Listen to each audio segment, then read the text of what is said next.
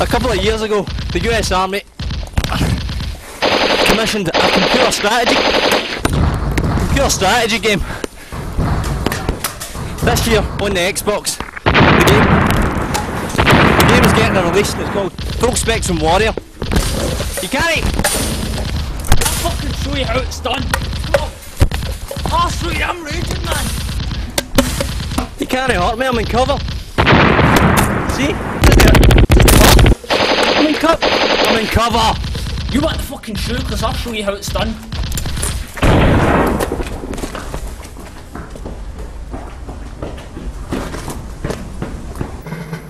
That guy's a nut job. I'm actually fairly pleased I'm reviewing this game. The story with it is it's like a fighting simulator for ground troops. It was originally produced for the US Army. It comes out in conjunction with THQ and it was made by Pandemic. The first thing that strikes you about the game is the look.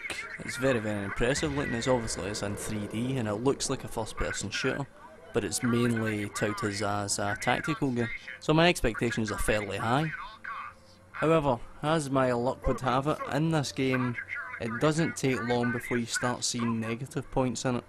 I wouldn't like this review to come across as being entirely negative because the game is fairly playable. It's a tactics game that looks like a first person shooter. You're expecting action, you're expecting intensity in your gameplay, but you don't really get this.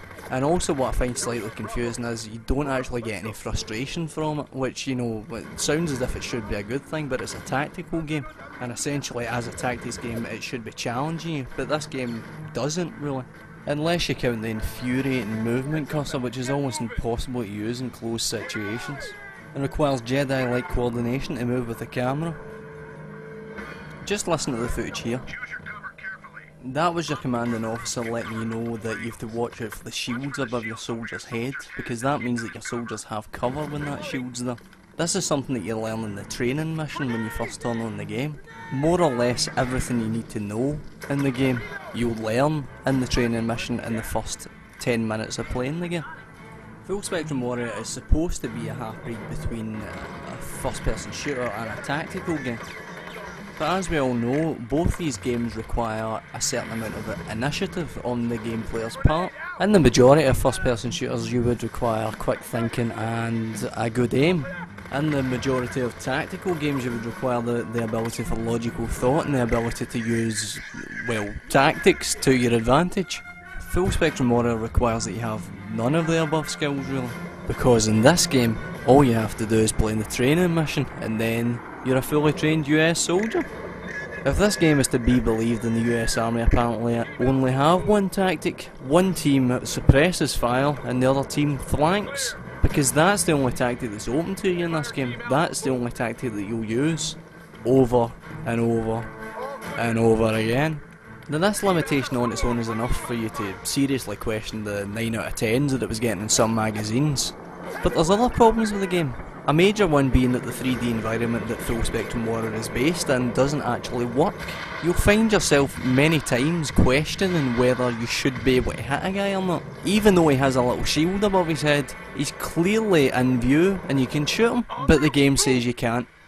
And sometimes your troops' inability for free thinking does get quite frustrating. I know it's the army line that you just follow orders or people die, but sometimes, you know, common sense could be used. For example, if you're not actually controlling a group and someone throws a grenade at them, you would expect them to scatter, but they won't, not until you've taken control of the group and given them an express order to run away from death. And last but certainly not least is the AI of the bad guys. They will not move for anything. You throw a grenade, a tank, a helicopter at them, they'll just stand there and take it. So this collection of less than minor drawbacks means I'm fairly disappointed in Full Spectrum Warrior. I was expecting a lot better. I was kind of hoeing and humming about what to actually recommend for Full Spectrum Warrior because I never actually figured out what it was supposed to be, but I'll take their word for it and say it is a tactical game, and in that case I'd probably recommend Battle Isle on the Amiga. It itself again has questionable AI, but come on, it's an Amiga. It is still lots and lots and lots of fun.